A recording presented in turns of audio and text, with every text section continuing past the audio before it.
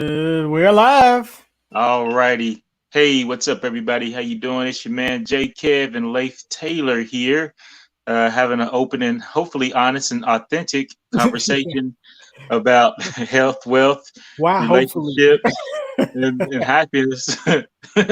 It's always good to hope to be authentic. You try to be, but sometimes our instincts for of protection can get in the way.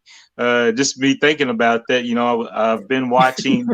I've been pushed and prompted to watch a show called Married at First Sight or something like that. Oh yeah.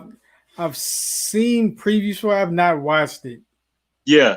Well, I've been binge watching it, and just maybe go down this path, just talking about hope. Hope for authenticity is that I've been watching this show, and over the course from the marriage, as far as meeting, getting married at first sight to starting the process, the journey of getting to know your partner, Yeah, it comes out real fast as far as somebody presenting themselves one way, being authentic, but over the course of many conversations and a lot of communication, you find out, hold up, wait a minute, that ain't the there, same person. this it's not this. What happened? Your story is changing a little bit. Things just aren't as pristine as you made them out to be. So that's why I say we want to hope to be authentic. We work to be authentic, but sometimes our primal selves, what you call it, our reptilian brains, go into protective mode sometimes. So we work to manage and discipline and steward our natural selves as we pursue our spiritual journeys. That makes sense. No, I got To you. go to transform from natural to spiritual. But anyway, I go on the path right now. We don't want to go that way yet. you know, before we got on, we talked about the topic, and you threw out relationships, and it's interesting that you did that because I've been kind of had my eye on this topic as far as health, wealth, relationships, and happiness. I've been thinking about relationships, and especially during this time when a lot of couples, a lot of people are in situations where they're around, uh, you know, loved ones and around, kind of people that they're family and so on and so forth, more than what they probably would have been in their previous life. So, Yep. relationships seems to be a topic that's very prescient given the times that we're living in, and it's very important when it comes to relationships. Thinking about um, how to be mutual, how to have relationships that are mutually beneficial uh, from a point of view of love and growth versus one of which it's fear and contempt and disgust. I'm thinking about what is his name? I think John Gottman and the four horsemen of relationships that he talks about. He has like a 95% accuracy rate as being able to predict whether a couple will stay together long term or not based Hmm. on like him just watching them for a few moments. He Hmm. has what's called a Interesting. love. He's been doing it for like I don't want to you can look him up online, but he's been doing John it for Gottman, Gottman, I or think that is it. I okay. haven't looked at him in a while, I'll look him up and post it. but you can find a lot of his talks and speeches and stuff online. He's an American researcher. Um, There's John Gottman. I got it. yeah. What's one of his books? The seven principles of making a marriage work. Yeah. Eight dates, essential, blah blah blah. Yeah. Mhm. But anyway, he's got a lot of books, a lot of stuff online. He's got a website. He's got a institute where he's got what's called a love lab, where he watches and brings in couples. He's been studying couples for a couple of decades, so he's pretty good at what he does. And when I brought up disgust and contempt, those are two of the four I think, as far as horsemen of apocalypse when it comes to the detriment of a relationship that you want to be on the lookout for, and things you want to cultivate a relationship to have boundaries up against, or to be able to at least weed those things out of the garden whenever they come up.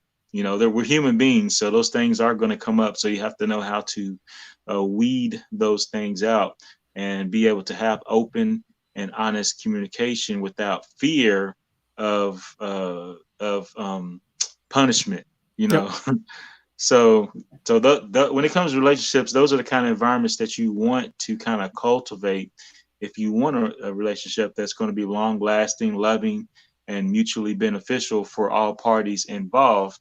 And that it's very serious when you're in relationships and it's conflict ridden and there's a lot of negative things going on that's not being dealt with. So, just thinking about relationships and how important it is. It's one of the 4 pillars when it comes to the good life, as we often talk about.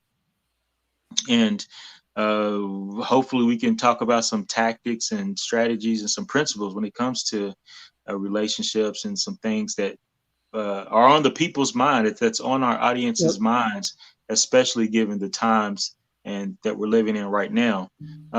In saying that, I was listening to a speech by 2 doctors that were having a conversation about the pandemic and some things that were on their mind. And one of the things that was coming up was when they were talking to some of their colleagues and stuff on how in their experience during this time, they're seeing an uptick when it comes to abuse in relationships. And like, that was one of the reasons why I wanted to talk about it as well. Because like, see, the 26th, which was Sunday, my wife and I, we celebrated our 15th year anniversary. And so that was one of the reasons that made me think about it. And then not only that, but like you said, mentioned about the abuse and these relationships, about people being isolated with their abusers, that also made me think about the subject of relationships.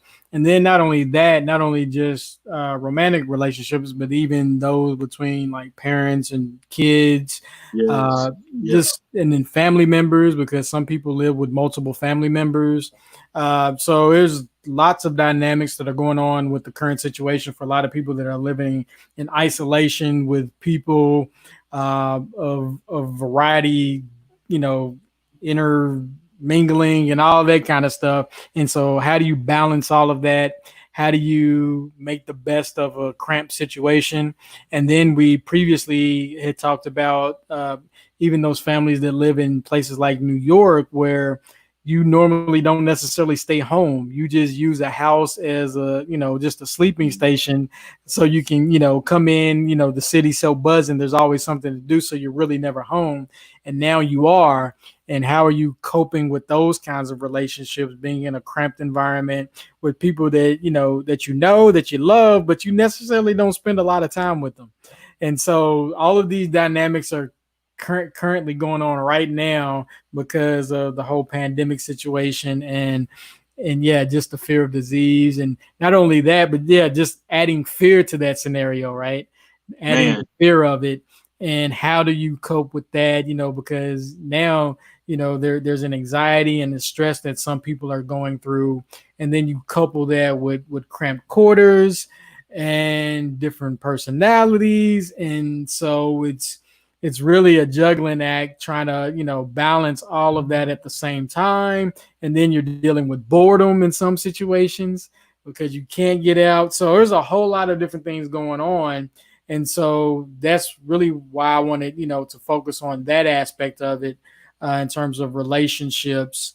And, if you don't get that healthy, then it's going to be hard to maintain any other kind of health. Oh, most definitely. The first place that any of us can really start at is with ourselves when it comes to relationships. If you don't know yourself or know how to relate to yourself, like you said, if you don't know how to deal with boredom and just deal with yourself, and learn how to cope and learn how to manage and deal with, some of the things that you may be going through as an individual, then it's definitely hard to bring in not only just one other person, but multiple people into that. So uh, one of the phrases that came up, when you was talking was how, and I always use the framework of just one of the simplest frameworks I keep coming back to lately is the 4 C's with Dr. Lustig, and that cooking, coping, collaborating, connecting. Those are the 4 C's. It's pretty simple that I keep coming back to for the last couple of episodes when it comes to the how to, as far as bringing yourself to a place of peace, a place where you have a sense of stability about yourself that can enable you to make good, sound decisions and choices as to what and how you would like to do and pursue and be in the world.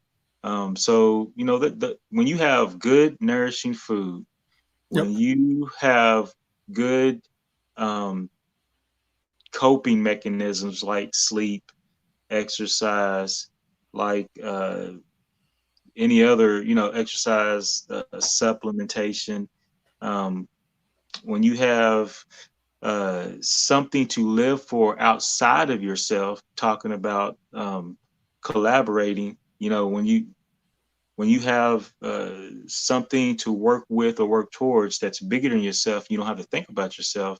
You have a sense, you obtain a sense of value about yourself, and that you find yourself useful. Um, Finding yourself useful is something that is an innate um, part of what it is to be a human.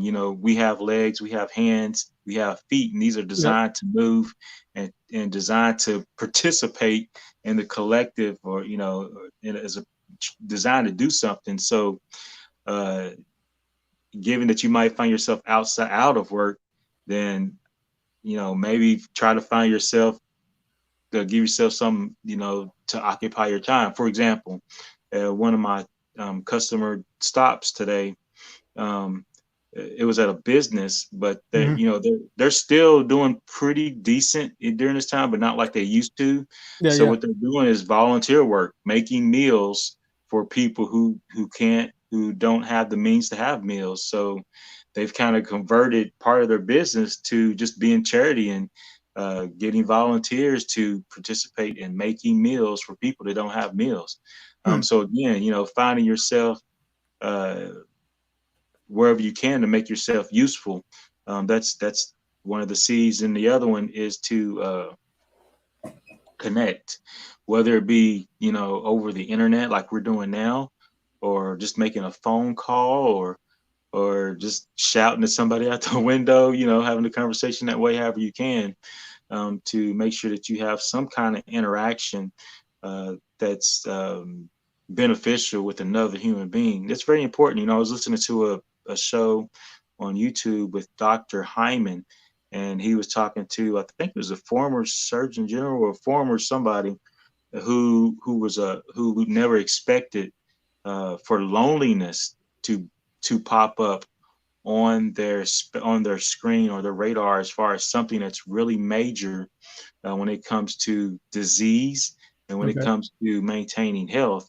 Just for this individual, it was something. He's a doctor, and it was just something out of left field. That in his experience and in other doctors' experiences kept showing up on the radar, that really uh, has shown itself to be something that's very important when it comes to just overall general health and wellness, is loneliness. And a lot of people are dealing with that now, during this pandemic. Oftentimes I forget that this is not just local, but this is global, and some people have it harder than we do, Yeah. like Yeah. Yeah. thinking about For sure. Italy, where you're not leaving for nothing, so uh, just thinking about places like that. Um, yeah, that's all I got, man. Mhm. I kind of Yeah, because concentrated thought. again, just thinking about it, in terms of coping with, especially in an abusive environment, Yeah, that one's really tough. yeah, In terms of, especially depending on how the your area is being policed. because some areas, if you call about a crime, they won't show up. And in other areas, so it's really kind of an odd time in terms of what to do, how to get away, if you can get away, and now it's there is no free time for a lot of people. So there is no time when the abuser's gone for some of these situations. Right. So that makes it very difficult. And even just the regular situation, I was thinking about how difficult it would be if you have multiple adults living in the same household. It's one thing, when you have children, but it's another thing when you have, especially I know in terms of, I've experienced being in an area with multiple males, that can definitely, be trying at times, uh, especially when space is cramped. It's just like, Somebody's getting punched. yeah, exactly. And so when I think of those kind of scenarios, it in some instances it's almost inevitable. It's like Thanos said, I'm inevitable. so so, again, I definitely have a lot of empathy and sympathy for people in those kind of environments. Tensions can't tend to get high, especially when you have nowhere to go. Because I was thinking, my wife and I, we had watched, there's so many series that you could watch in times like this. But several weeks ago, we were watching a show called 60 Days In. And, they were just showing it's basically people that voluntarily go to jail, which is a dumb idea to me. But anyway, they voluntarily go to jail, and, they were showing all the fights and all the things that take place. And what people fail to realize is that these same things that happen in these jail scenarios happen in the military as well, because you can only be cramped up for so long around, especially with men. With the women, it was less violent. Of course, there was some violence, there was, some aggression, but it wasn't nearly as often as the men. And, if you talk to anybody that's been in the military, this stuff happens all the time. So somebody from the outside may be looking at this like, oh, it's because they're in prison. Nah, if you put yourself in those kind of situations, this stuff can happen. So with all of that said, like you said, figure out, the big difference between this and maybe a scenario at your own home is that hopefully you love the people you're around. Hopefully you love the people you're around, and you can actively work on some scenarios to avoid it. And my advice to anybody in those kind of situations is talk about it up front. I know we're so many days in for some people in terms of being isolated, but you have to talk about that stuff up front to avoid it. It can't be just something that you're thinking about and not actively like, okay, just so we can avoid going to fisticuffs, this is what we need to be thinking about on a daily basis. Because if you don't have those conversations, then you're going to run into those aggressive moments, and it's just bound to happen. It's just human nature. It's just you're going to run into those aggressive moments to where you have to figure out, or plan out how you're going to actively have conflict resolution. Because if you don't have any coping mechanisms with conflict resolution, then things are going to get heated, they're going to get simmered, and it's just going to be bad. So that's a good place to go. So conflict resolution. How do you cultivate an environment that is good for enabling to conflict, for conflict resolution to happen? Oh, that's a good. Yeah, and before that's to you, it's to everybody. Yeah, and anybody that wants to jump in the stream, I've actually posted this link right here for anybody that wants to come in and just give your 2 cents or whatever, your expertise. We have a variety of people. Some people actually have degrees in this stuff. But yeah, definitely feel free to jump on the live. It's not just our conversation; it's our conversation. Yep. So I just wanted to throw that out there. It's pinned in the comments for anybody that's watching. But again, one of the things that you had even mentioned earlier in terms of just the relationship is making sure that you have an overarching goal. You know, you mentioned like, you know, whether it be God, whether it be anything else. Okay, I see my wife. She's trying to jump in. All right. I'm gonna pull her in. Oh Uh, my but goodness. but yeah, that's one thing is just to have an overarching go. Let's see if my wife stays on topic. What's going on, wife? Hey. Hey, what? Yeah, Okay. let's see if you stay on topic. See, she's not in the Uh-oh. Here same we room, here so that's a form of conflict resolution. resolution. Is get in a Coping. different room. Taking Oh, vacations, just horrible. roomcations. So what is your 2 cents on this topics of relationships and in isolation? Um, what like in regards to being isolated with your spouse? Yeah, Yes. just Is that period. Just cultivating. We're talking about cultivating a healthy relationship, especially in this time, in terms of being locked up, you know, in an isolated scenario. well, I think it helps when you like each other. I mean that to me is huge. I have to say for you and I, Leif, we're like best friends. So um we like Ki- talk. We so I mean I think that helps a lot. No, that sounds so like, obvious, but it's really not in that No, it's um not for everybody. It's not the yeah, same for everybody.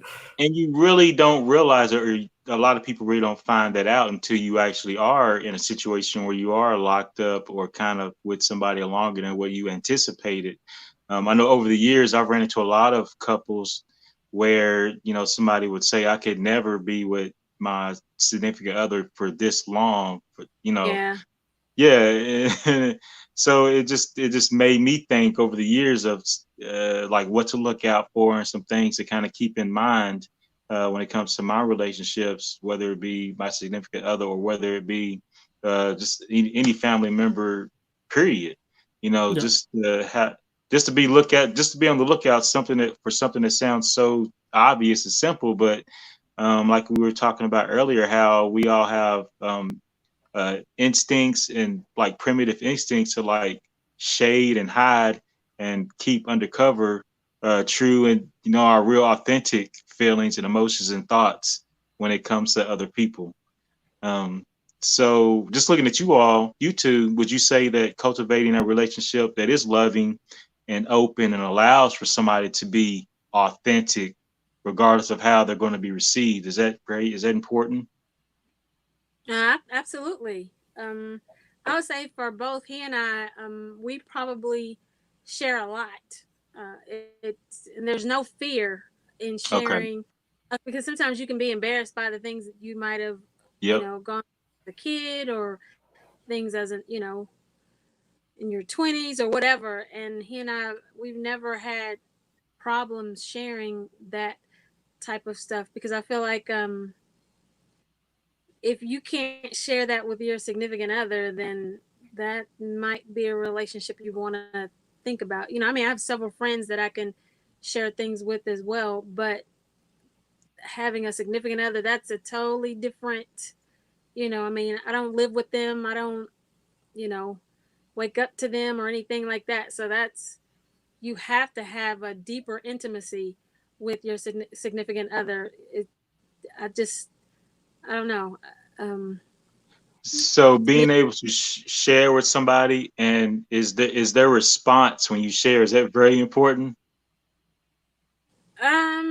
it is to a certain degree because I'm a Not woman. yeah, not my responses are always the same. So yeah, so So we, we're totally different. We're the and that's the one thing. It's funny because I was talking to a friend of mine about like your love language, and what I've learned about love languages is that um Leif and I have different love languages. And what I learned is sometimes you will give the other person your love language. You will speak your language to the other person. Does that make sense? Yes, and they're not hearing you.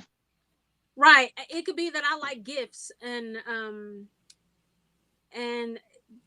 but I may give gifts to my significant other, but that may not be his love language. So you have to learn, you know, what your significant, what their love language actually is. And you're referring to a framework when it comes to people that was coined by Dr. Chapman, the 5 love languages. Words of affirmation, acts of service, receiving gifts, quality time, and physical touch. So studying or being aware of what your partner's love language, you would say that's very important. It's extremely important, because if you're giving your significant other the wrong love language, they're not going to hear you. They're not going to receive that as being love. They're going to, because you're giving them gifts, but they're like, well, gosh, they're not giving me affection, so they must not care. Cool. So it's very important that and sometimes I'll see you, Mara. We'll get you on.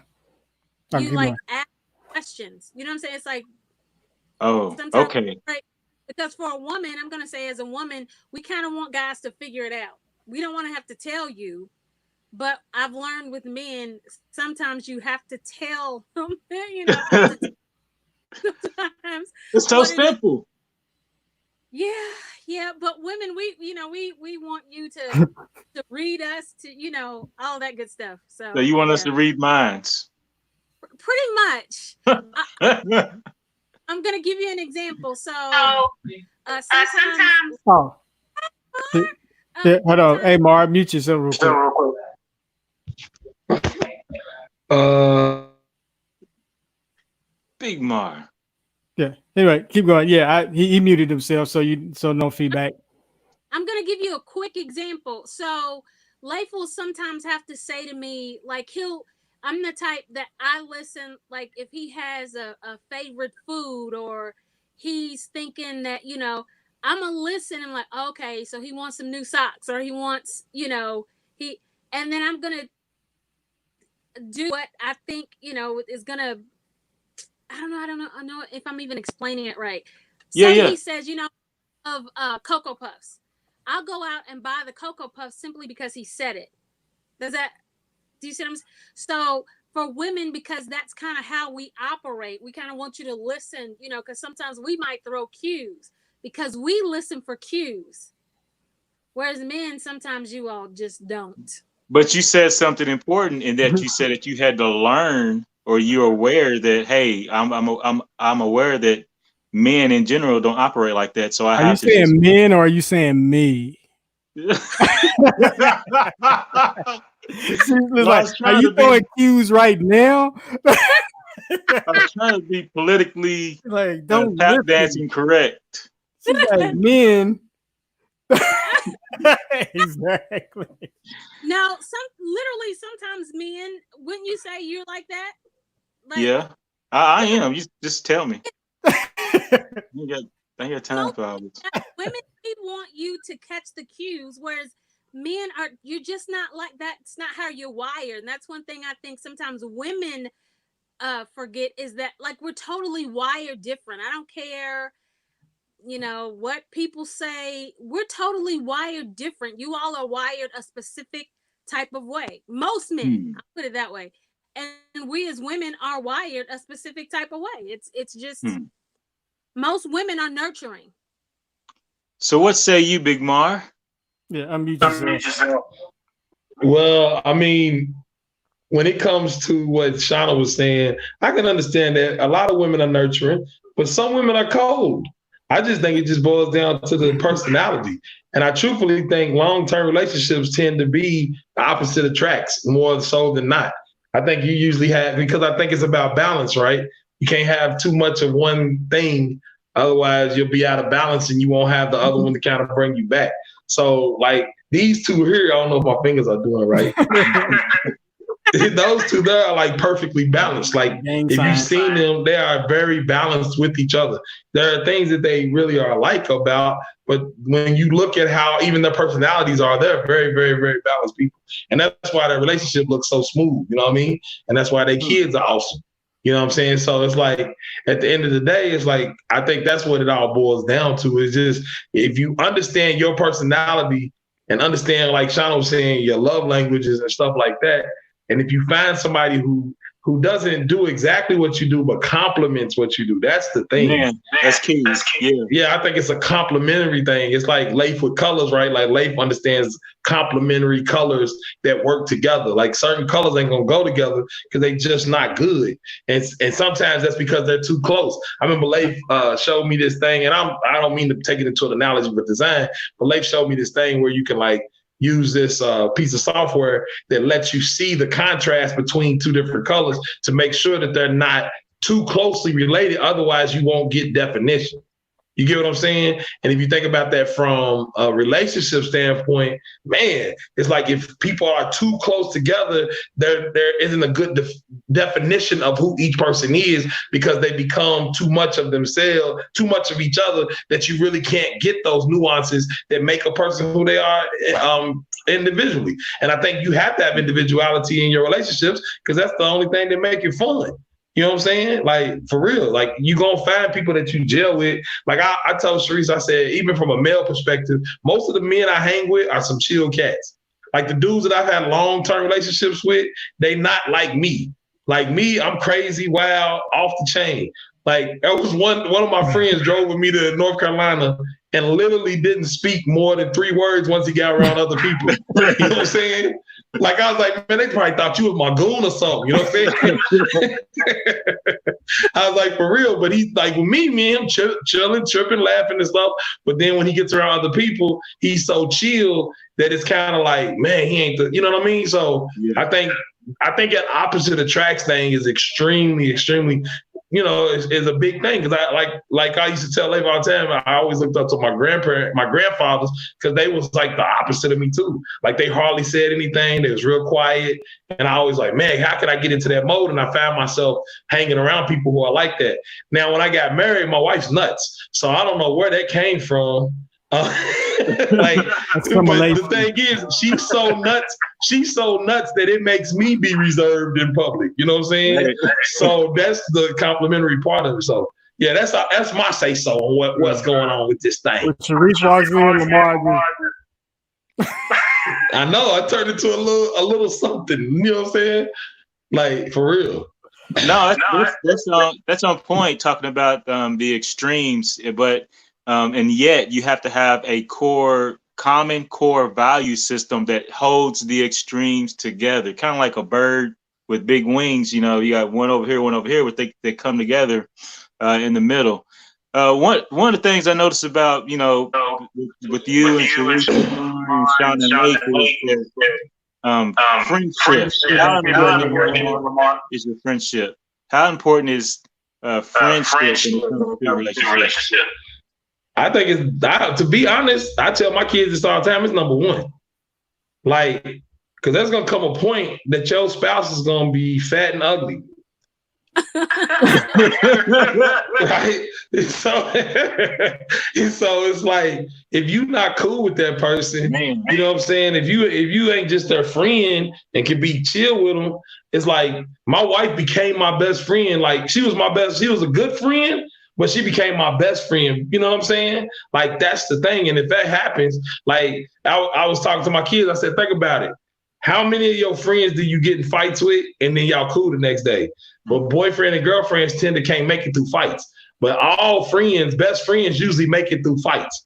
Right. And that's because they cool. There's something different there, because best friends tend to understand one another at a level deeper than just, oh, you cute. Oh, I find you sexy. I find you attractive. I want to make kids with you. You know what I'm saying? Best friends are more like, we're going to get through this together. We ride or die. You know what I'm saying? And I think that's extremely important in relationship. If y'all can't be cool, if you can't be a friend and you worried about being Prince Charming and the princess and the frog and all that, I don't know if it's gonna work out for you. You know what I'm saying?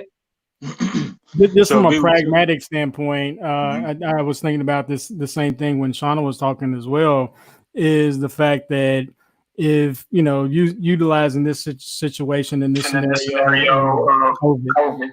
Hey, I'm getting feedback from your mic. I got you. Yeah. So just from this situation is, how can you even survive from a survival standpoint if you can't, you know, manage that? and then also what Lamar was saying is in terms, I was thinking when he was talking about know yourself is like to thine own self be true. That comment is, some people really don't know the depths of who they are. So it makes it hard for them to even have a true relationship with somebody else because they're deceiving their own selves in terms of how they, interact with others, because you can only lie for so long. The truth will eventually come out. And so you have to definitely know who you are. And, so that way you can truly share who you are with the person that you're, hopefully spending the rest of your life with. Because if they don't know you, then that's a scary scenario to be in too. Isn't that one of the things about being in a committed long-term relationship with somebody? Like Big Mar was saying, having that mindset of we're in this for the long haul, we're in it to win it. And no matter what, the overarching thing is we're going to go to the end together.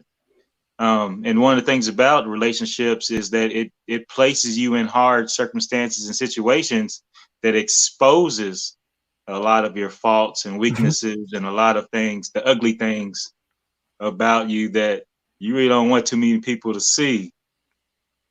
I just Go ahead. On our anniversary, actually, that you learn in marriage, boy, you will learn yourself. And a lot of times when I talk to other married women, and I often tell them sometimes it's easy to point the finger at the other person, but it's hard, sometimes you have to look at you, like, okay, where are you messing up? Because a lot of times in marriage, the other person will say, it's you, instead of sometimes looking at where you're weak in some areas. Because if you're truthful with yourself, marriage can sometimes bring out the beast in you, and you have to learn, how to perfect you. And in doing that, you become a better spouse for, your husband or your wife. So, yeah. And one about all right, and you can go back.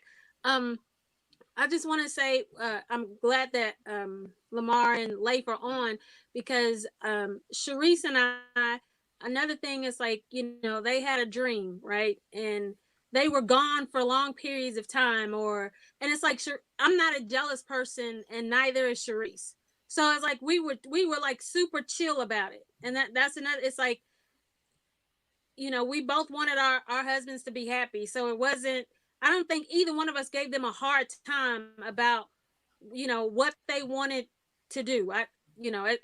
As far as I know, Sharice is awesome. But I don't think either of us, gave them a hard time, because number one, my husband's a good man. He really is. And I can attest, because I've told Leif, like, I can say the same thing about Lamar. Like, people that we know that are married they're good to their spouses. Yep. So it's like, Teresa and I didn't have anything, it's like, they were around other women, all of that. They, they were gone for months at a time before. And it's like, it's like you have to learn how to trust your spouse as well. And it's not to say that they couldn't get caught up in anything, because they could have. But I'd have to say they're godly men. A lot of people don't want to say that, but I don't have trouble saying it. They're both godly men. Thank you. So it's like we didn't, I don't think either of us were really too worried about it. It's like, let them do what they're gonna do.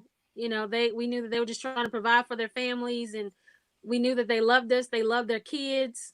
So, And I think that's the big thing. I think the thing is that y'all both understood that Leif and I understand you're crazy, and we don't need to go try to figure out somebody else's crazy. We get y'all's crazy. We get it. We can deal with y'all's crazy. And that's what it is. We built that relationship up that we can handle y'all. We can't go be out here and be trying to figure out somebody else's crazy. What they say, stick with the devil that you know. Yeah, Doc. Well, look, here's one thing, though, that Kevin, that I was going to say that somebody brought to me a few months ago, and they were basically like, they changed my perspective on things. They said that commitment comes before trust. A lot of times we think trust comes first, but it's really commitment first. Like, because once you commit to something, that is completely different than trusting. Commitment actually builds the trust. The fact that you are able to commit and be in that situation with that person and know that come hell or high water, I'm going to be here. Now, all of a sudden, the trust begins to grow. You know what I'm saying? And I thought about that at first because, you know, people are like, man, I don't know if I can trust him yet to be my husband or be my wife or whatever, right? But the truth is like, the first thing you got to say is, I'm going to be committed to that person as their husband. And once I commit, then I will gain that trust because what I do in my commitment will basically help grow the trust because they will begin to see that I'm reliable, that I'm there all the time, that you know what I'm saying? So that right there is a perspective that changed my whole perspective on things by putting commitment before trust. Because normally people try to be like, I'm not going to be committed till I know I can trust them. You know what I mean? And it's like, it don't work like it really in the grand scheme of things.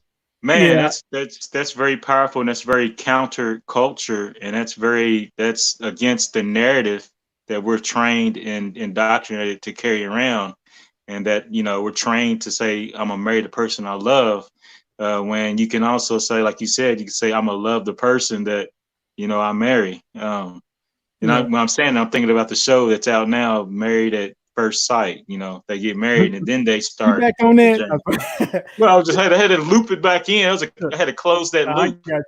Yeah, here's what's funny. I don't know if my wife will remember this, but I used to always tell her, I was like, you may leave me, but I'll never leave you. and seriously, and it just goes back to what Lamar was talking about in terms of commitment. It's like, you know, I always made up my mind that if I'm going to do, you know, this thing called marriage, you know, even with, you know, Christianity, I was like, if I'm going to do it, I'm going to do it. You know, that is just, you know, the kind of mindset that you, like you say, you commit yourself to it, and everything in between, you just figure it out and try to make it better. Right. And so it's the same thing that, you know, my wife and I, you know, how they always talk about, you know, like when, you know, you'll break up several times before you actually get married, kind of thing. I was like, nah, I ain't with that. It's like, I ain't with that, you know. So it's like, you know, we'll work it out. And even going back to knowing yourself, that commentary, I was thinking about Lamar and I's relationship. You know, we've had times when we had blow up. It's like we wouldn't even talk to each other, but it's like we knew how each other was gonna be. So it's like, well, I'm gonna be working. I know he gonna be working, so it don't even matter. It'll just resolve itself over time. And so, but again, it just boils down to just getting to know the people around you. Like I said, know yourself first, and then because you got to. A lot of times, as my wife even mentioned, you got to deal with your own issues. You know, because sometimes your disagreements with somebody else has nothing to do with the person. It has to do with you and what you don't like, or how you think things should be done. And so you got to resolve all of that inner turmoil, inner conflict. And so you can address the other person with a pure heart, in a sense, because ain't no point in me trying to correct somebody else when I'm the one that's bad. You know, it's like I got the mote in my eye and I'm trying to get out the, you know, the little piece of wood in yours. So it's all about that kind of stuff, especially, again, going back to this current situation for a lot of people now, being in the same household, and your house may not be as big as others. And so you have to deal with that kind of stuff. And again, address it openly. Don't try to do it and see, address it openly. Be like, look, you know, we're going to have some bad days coming up. Let's try to figure out how we're going to resolve this. If you have, you know, it's even some of the things we did with our kids, right?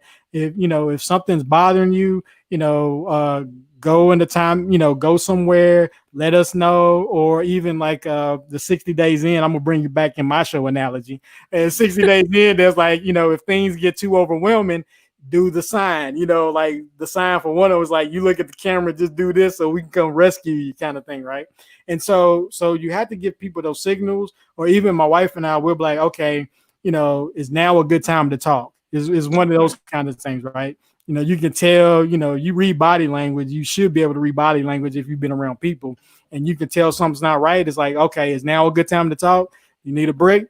And then but we're gonna talk about it. But you know, it's like just making sure you pick and choose some of those times when you do those things, because again, in this situation, being in a close confinement and not being able to get out, for a lot of people, you have to know how to address those things because it can get bad quickly.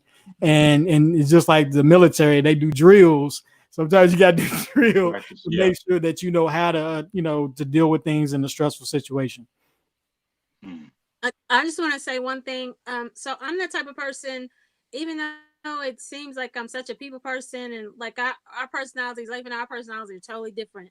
My kids say I make like so many friends a day, but I'm that type of person though. It's hard for me to sometimes talk about my feelings. It's easy for me to talk to other people about how they're feeling. That's how I make a lot of friends, is because I'm always asking, how are you doing? How I remember, like, they have 3 kids that, I remember details. But for me, it's always hard to explain myself. So I'm a writer. So, the way that I express myself, most people that write do not express themselves verbally very well. Those type of people learn to write. Truth. So it's like I had to learn to because I was shut down. Like, let me tell you, I was just totally shut down. I don't want to talk. I would jump in the car sometimes and go riding, and it's like I had to learn not to do that. How to because it wasn't good for the relationship. So I had to learn to stop and say, okay, maybe either give me a moment, and then now I know how to just say, well, this is how I'm feeling, Or I'd be like, shoot me an email. I have emailed before too. It's the truth. But it's like you definitely have to know how to communicate. Like you definitely, and it's like I feel like for married people, you can't hold stuff in. You just can't. With any relationship, like you just shouldn't. Your friends should be the point. Like I have friends that I can say whatever I need to say. They'll get mad about it. I have one friend in particular where we'll go at it, and then it's like, are you going to the mall today? It's like we're done with it. Like we say probably stuff that most people will get offended about. But it's like if you can't do that with your spouse, then it's like, to me that's an issue. It's like Lamar said, I love what he said, is like, being friends, you should be able to go back, to where you were. Like it shouldn't be a breakup. So it's like that, I loved when he said that, because it's definitely true. Yeah, I think about that all the time, because one of the things is like communication is more about you understanding the other person and not you trying to get out what's in your heart. You dig what I'm saying? It's like if my wife needs a certain form of communication from me and she's asking for it, no matter how hard it hurts me to give it to her, I just got to give it to her and realize, like, this is not about me. Like, it's about, this is how she wants it from me. So let me figure that out and get it to her in that way, because at the end of the day, it's the outcome is more important than this moment. You get what I'm saying? Like the future, like everything that's going to happen because of me getting it out is more important than the fear or the anger or whatever I feel in this moment. So let me just break myself down and say, this is how she wants it, right? It's like cooking up a plate. It's like, if you want her to really eat it, you got to cook something she like. You know what I'm saying? Like, you can't be trying to force feed her hot dogs and she can't stand them. Right. And sometimes that's all we and sometimes that's all we got is hot dogs. Because that's all we learned. Like our family cooks hot dogs all the time. And you turn around and you got a vegan wife. She ain't trying to have no hot dogs. You know what I'm saying? Like, and that's really what it is. That's exactly how it boils down to me from a communication standpoint. So that really, to me, that's really a thing that as I get older, I start really trying to like work on. Yeah, exactly. Somebody said it's about comprehension. Yeah, that's exactly what I'm saying. It's like, you got to be able to comprehend. Like, you have to be able to, here's the thing, you got to be able to, because like Leif said, it ain't about like the other person so much. It's about you being able to serve it up so you know they'll comprehend it. You get what I'm saying? Like, you got to know your partner enough to know she ain't gonna like it this way. And if I keep coming this way, she gonna mess around and throw something at me. You know what I'm saying? I'm not saying Sharice throw stuff at me all the time. Like all the time. Just sometimes. Just sometimes. Just sometimes. She hits me. You know what I'm saying? You just got to get to that point. But y'all know what I'm saying, man. Y'all know what I'm saying. It really is about thinking about the other person more so than you thinking about yourself. Man, as you was talking, I was thinking about, just relationships in a community at large and how this can apply to, just off the top of my head, I'm thinking about Facebook and reading Facebook posts and timelines.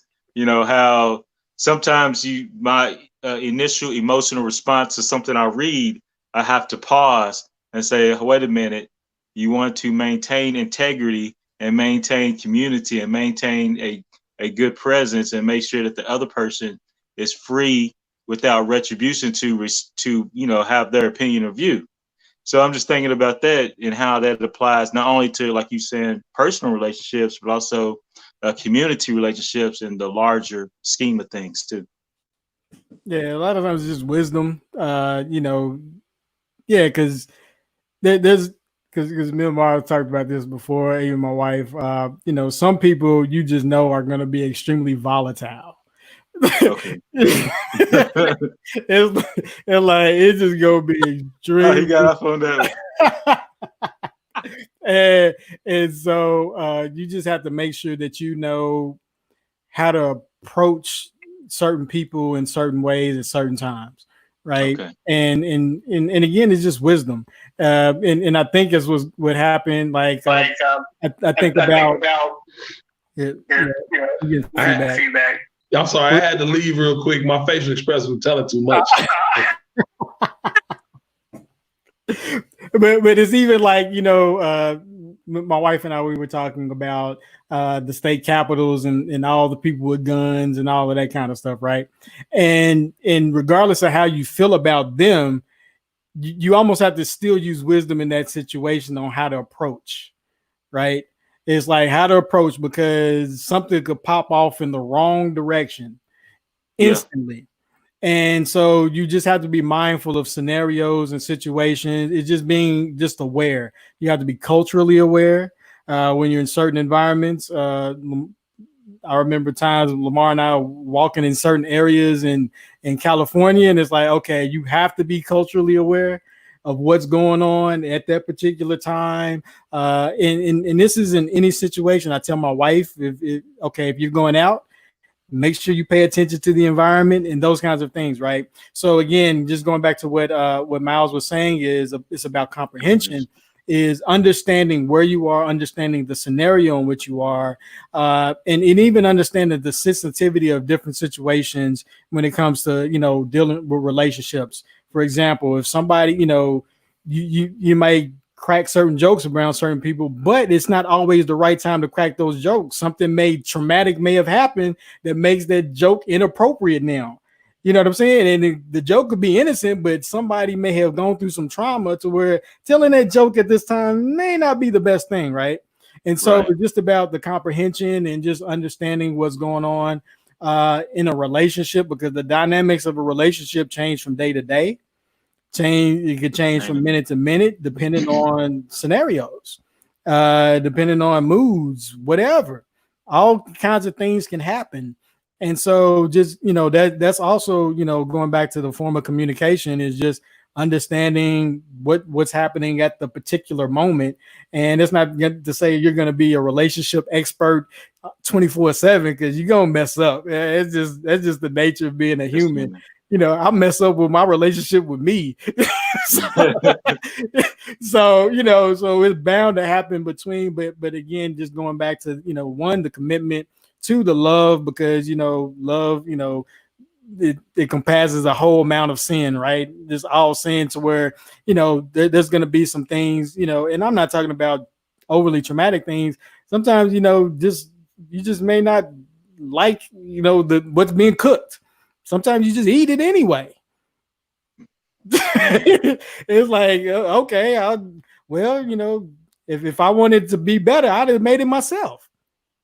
So again, just understanding the scenario, understanding yourself, understanding the situation, and just having being compassionate and loving. I think a big thing is too, life is intent.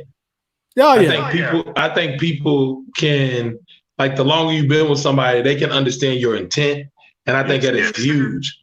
I was like, because sometimes things don't come out, like voice might be at a level that's not acceptable, or you might say some words, you might say them funny words, like my mom always say.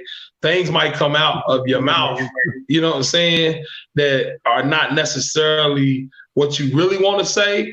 But if you understand the person's intent, if their heart is in tune with your heart, if it's heart to heart, then you'll get to a point where them funny words might sound crazy at that time, but then you'll go back and really think about it and go, oh, okay, their intent was they were trying to get to this because they really love me, they want me to be better, or they want us to be closer or whatever, right?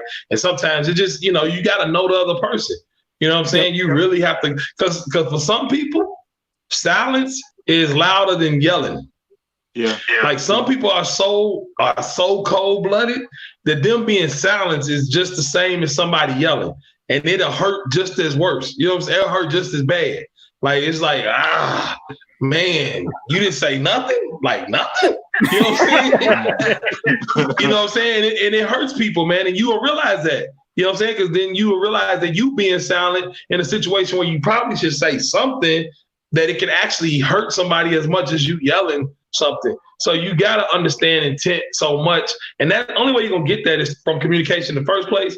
And then also just being around a person, you'll start to understand their intent and knowing the person, like Shauna said, knowing that person's heart. She's not jealous of Leif because she know he's a good man. You know what I'm saying?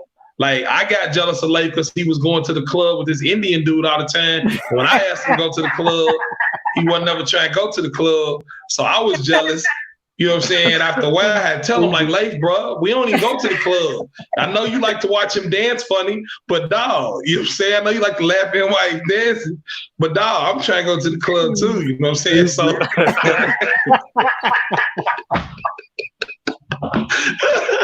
nah, but I'm sorry I gotta keep ending stuff like that. I'm sorry. It's dead serious. You gotta understand the intent. And I know Leif's intent was I know Leif's intent was he was gonna go to the club with the Indian dude just to laugh at him. So it kind of helped me swallow it better. You know what I'm saying? Moves like Jagger. Right. I wonder if he ever sees this boy. Woo.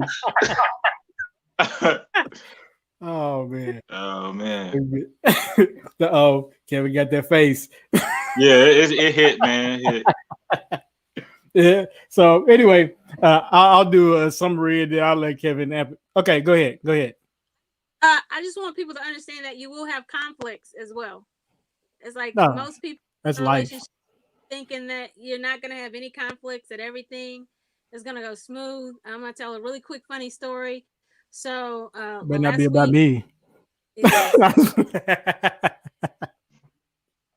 Last week, Leif and I, we went somewhere and it was kind of out of town. We'd never been there before. It was it was in territory that, I'm just going to be honest, for Black folk, when we go certain places, we get a little, tense, make sure we're in good areas, not going to get shot at, or, and we got lost. Kind of got lost.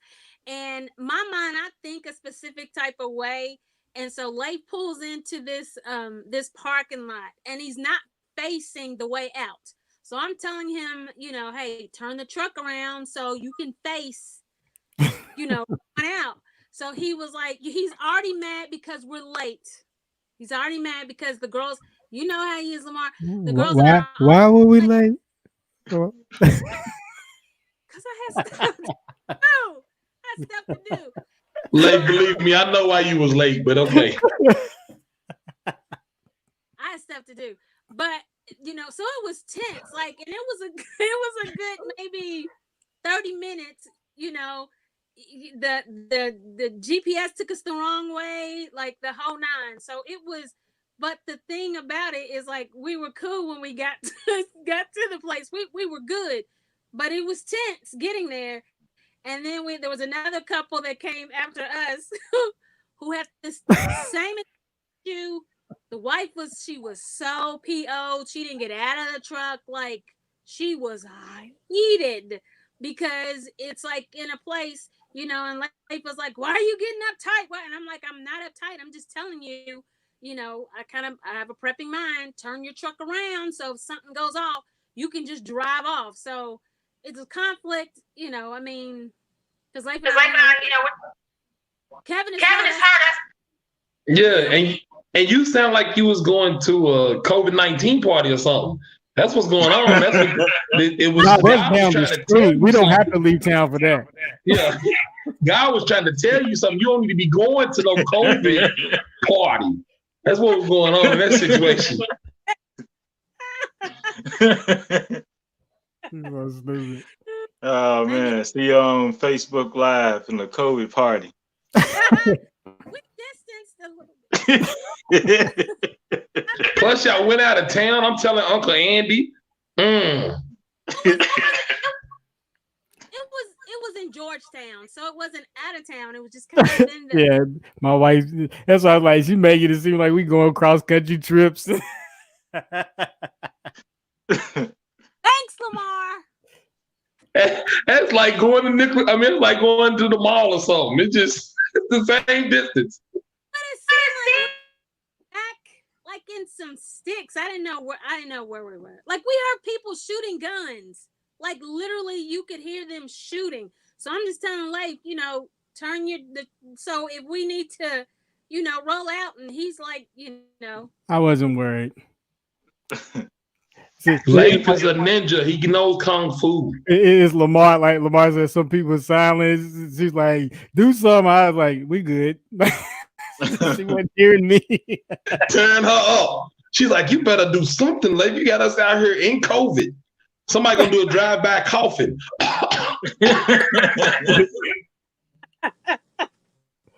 GPS took us the wrong way, so No, it didn't. It just didn't take us all the way. it did. Oh my God. Evan, What's up, dancing diva son? Must be from you from Facebook. Anyway, just like you said, there's a quick wrap up. We're talking about relationships. We're talking about building healthy relationships. We talked about communication, and especially in times now, we talked about dealing with conflict. We talked about a variety of different things, and so just during this time, just make sure that you have purpose in every day, especially if you're in a situation where it's kind of tense. Make sure that you talk about these things up front. Don't wait till the conflict happens to try to talk about conflict resolution. That typically never works. You want to plan ahead for that kind of stuff. And then not only that, but set up your environment to where it's more conducive. And that's if you have the means to do so. Because again, like I said, I know some people in New York. If you have anybody if there's more than 2 people in an apartment in New York, then it's crowded. Trust me. So for those people we dancing, I'm reading his name. We definitely understand, you know, tight situations and those kinds of things. Figure out ways to add some levity to your situation. You know, make your relationships enjoyable. And I'll let Kevin wrap it up from there. Two Shy Guys and Big Mar and Miss Shauna. We want to thank y'all for joining us. This was definitely an experience. We definitely appreciate you all and adding much value to the show, because it's awesome. It's our community. Talking about, like my man Leif said, relationships, staying healthy, hopefully working on your wallet, and having a sense of purpose about things too. So that's all I got. Yeah, thanks for stopping by, Dancing Diva Son, and everybody else that made comments. Appreciate Lamar. Appreciate my wife. Thank you guys for stopping by. Bye. Peace. Peace out.